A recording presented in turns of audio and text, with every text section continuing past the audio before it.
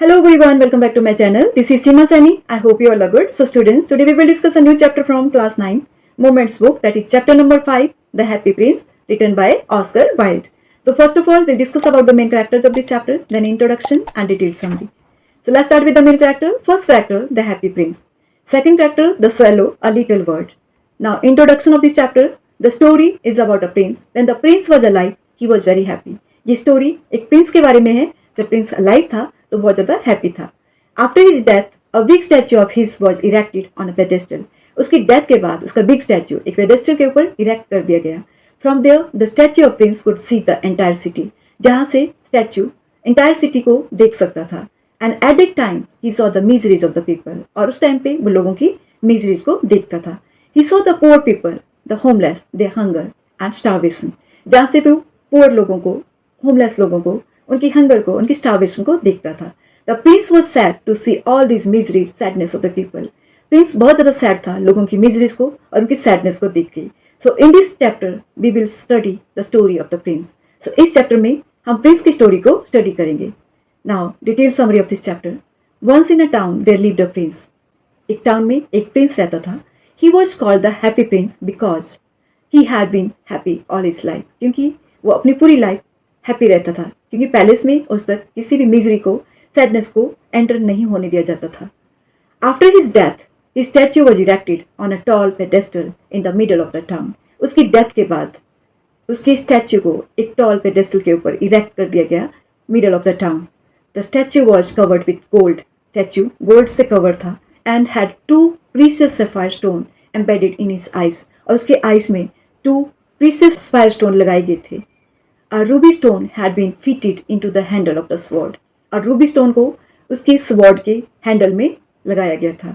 From there he could see all around the place. और वहाँ से वो all around the place देख सकता था. And realized that the people lived in a lot of poverty and misery. और वहाँ से वो रियलाइज करता था कि लोग lot of misery and lot of poverty में रहते थे. This sight saddened the prince and being helpless. इस sight प्रिंस को सैड कर देती थी क्योंकि वो हेल्पलेस था. क्योंकि अब वो प्रिंस नहीं था, वो एक स्टैच्यू था.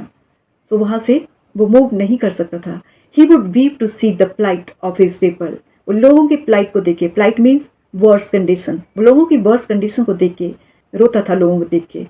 One day a swallow bird was flying through the city. तो एक दिन एक स्वेलो बर्ड उस सिटी के थ्रू जा रहा था.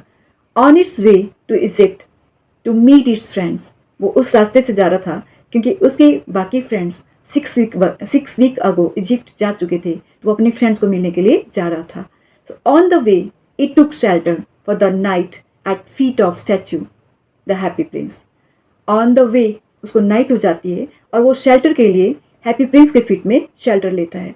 The bird realise that the statue was weeping and upon enquiring realise the plight of the Prince.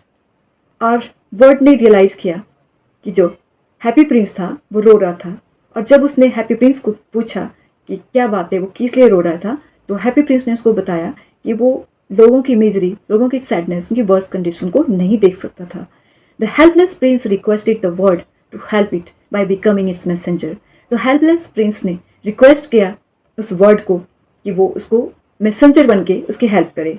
After initial refusal the word agreed and took the Ruby stone out of the sword, hilt and deliver it to the poor seamstress.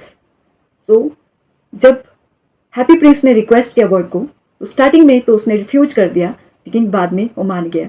जब Prince ने बोला कि मेरी Ruby stone को मेरी sword से निकाल के उसको पुअर सीमस्ट्रेस को डिलीवर कर दो, तो जो स्वेलो था वो वैसे ही करता है, रूबी को निकालता है और सीमस्ट्रेस को डिलीवर कर देता है. द नेक्स्ट मॉर्निंग आज he went to bid goodbye, the statue convinced him to stay back for one more day. तो नेक्स्ट मॉर्निंग जब वो स्टैच्यू के पास गुड बाय बोलने के लिए गया, तो स्टैच्यू ने उसको फिर से एक बार रिक्वेस्ट किया कि वो एक दिन के लिए और रुक जाए. That day the bird was asked to remove the sapphire stone. तो उस दिन पे प्रिंस ने उसको बोला कि उसकी एक आंख से सफायर निकाल दिया जाए. Sapphire means a precious stone. Okay, so and deliver it to young playwright. और उसको यंग प्ले राइट को दे दे, क्योंकि प्ले राइट अपने प्ले को नहीं राइट कर पा रहा था क्योंकि बहुत ज़्यादा ठंड था, अपने आप को वार्म नहीं कर पा रहा था क्योंकि उसके पास फायरवुड नहीं थी. Also on the third day the word had to pull out the second sapphire stone for a poor match girl. Okay, और थर्ड डे पे फिर से प्रिंस उसको रोकता है, ठीक है, और उसको थर्ड डे पे बोला जाता है कि वो सेकंड सफायर निकाल दे उसके आंखों से, ठीक है, और पुअर मैच गर्ल को दे दे, क्योंकि पुअर मैच गर्ल के जो मैच बॉक्सेस थे वो मड में गिर गए थे और वो क्राई कर रही थी कि उसके फादर उसको स्कोल्ड करेंगे. So by this time the weather had become cold and the bird had developed an attachment with the statue. तो उस टाइम पे अब यहाँ पे स्वेलो कंटिन्यूसली प्रिंस की हेल्प कर रहा था, ठीक है, उसने रूबी दे दिए, दोनों आंखों से सफायर भी निकाल के दे दिए. अब जो वेदर था वो बहुत ज़्यादा कोल्ड था, ठीक है, और स्वेलो बहुत ज़्यादा अटैच हो गया था प्रिंस से. Okay, the bird did not want to leave the statue. अब वर्ड स्टैच्यू को छोड़ना नहीं चाहता था क्योंकि फुली अटैच हो गया था स्टैच्यू से, ठीक है, which it now become blind. और साथ में जो स्टैच्यू था वो ब्लाइंड भी हो गया था. The happy prince asked the bird to go around the city and inform him of the condition of the people living there. अब हैप्पी प्रिंस ने फिर से स्वेलो को रिक्वेस्ट किया कि वो अराउंड द सिटी जाए, क्योंकि अब वो सिटी को नहीं देख सकता था, क्योंकि उसकी आइज में जो सफ़ायर लगे थे वो उसने पोर लोगों को दे दिए थे. ओके, सो रिमूव हो गए थे सफ़ायर, इसलिए वो स्वेलो को बोलता है कि उसको हेल्प करे, वो सिटी के अराउंड जाए और लोगों की कंडीशन को देखें और उसको इन्फॉर्म करे. The bird told him that the rich were making merry. The bird आता है और बताता है कि जो रिच लोग हैं तो वो तो बहुत ज़्यादा खुश हैं और पुअर लोगों को भी हेल्प नहीं कर रहे हैं. While the poor lived in misery, जबकि पुअर लोग बहुत ही मिजरीज में रह रहे हैं. As the happy prince did not have any more precious stone. अब हैप्पी प्रिंस के पास ज़्यादा प्रीशियस स्टोन नहीं बचे थे. He ordered the bird to remove the gold foil from the body. अब उसने स्वेलो को ऑर्डर किया कि उसकी बॉडी के ऊपर जो गोल्ड फॉइल लगी थी, क्योंकि उसकी बॉडी पे छोटे छोटे गोल्ड लीव्स लगे हुए थे, तो उसने बोला कि वो गोल्ड लीव्स निकाल दे, गोल्ड फॉइल निकाल दे, ठीक है, and distribute them among the living who needed them for survival. Okay, और उन लोगों को डिस्ट्रीब्यूट कर दे जो कि नीडी पर्सन है, जो पुअर है, ताकि उनका सर्वाइवल हो पाए. Gradually the statue of the Prince lost is covering of gold. और ग्रेजुअली जो स्टैच्यू था उसकी जो कवरिंग थी गोल्ड की वो लॉस्ट हो गई, मतलब वो खत्म हो गई, and became dull and grey, और वो डल एंड ग्रे बन गया. On the other hand the poor became joyous as they got bread to eat. और दूसरी साइड पे जो पुअर लोग थे उनको खाने के लिए ब्रेड मिल गया और वो बहुत ज़्यादा जॉयस में थे, बहुत ज़्यादा हैप्पी थे.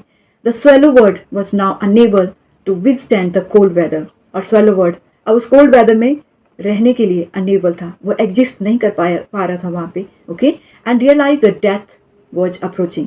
और स्वेलो ने अप्रोचिंग डेथ को रियलाइज कर लिया था. So it inform the statue that it had to leave. और उसने स्टैच्यू को इन्फॉर्म किया कि अब उसको छोड़ के जाना पड़ेगा. And the statue who love the bird asked it to kiss him. तो स्टैच्यू उसके साथ बहुत ज़्यादा अटैच हो गया था, तो उसने स्वेलो को बोला कि उसके बिल्कुल नज़दीक आए तो उसके लिप पे उसको किस करे.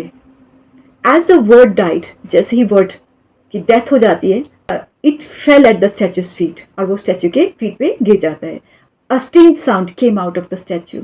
और उसी टाइम पे जैसे ही वर्ड की डेथ होती है और स्टैच्यू के फीट में गिर जाता है, उस टाइम पे स्टैच्यू के अंदर से एक बड़ी आवाज़ आती है, the sound of the breaking of heart. और वो साउंड होता है हार्ट के ब्रेक होने का. Although the statue's heart was made of lead, क्योंकि स्टैच्यू का जो हार्ट था वो लेड का बना हुआ था. It broke as it was overwhelm with the affection toward the bird, क्योंकि वो ओवरवेल्म था वर्ड की अफेक्शन से. When the statue was melted in the furnace, जब स्टैच्यू को फर्नेस में मेल्ट किया गया, फर्नेस मीन्स आग की भट्टी, ठीक है, जब उसको फर्नेस में मेल्ट किया गया, the heart did not melt. तो उस टाइम पे जो हर्ट था स्टैच्यू का वो मेल्ट नहीं हो पाया. And was thrown in the garbage, और उसको स्टैच्यू के हर्ट को गार्बेज में फेंक दिया गया. It landed near the swallows body, और वहीं पे गार्बेज में स्वेलो की बॉडी भी थी, और जो प्रिंस का हर्ट था वो स्वेलो की बॉडी के पास लैंड हुआ. So God's angel took both the dead swallow and the broken heart to him as they were the most precious thing on the land. अब गॉड ने अपने एंजल्स को भेजा कि वो जाओ और लैंड पे देखो कि 2 प्रीशियस थिंग्स क्या हैं, और वो 2 प्रीशियस मेरे लिए लेके आओ. अब जैसे ही एंजल्स लैंड पे जाते हैं तो उनको वो 2 प्रीशियस थिंग मिलती है. वो थी स्वेलो की डेड बॉडी और प्रिंस का leaden heart. So story ends here. I hope you all have enjoyed and understood it very well. See you soon in my next video. Till then, bye. Take care.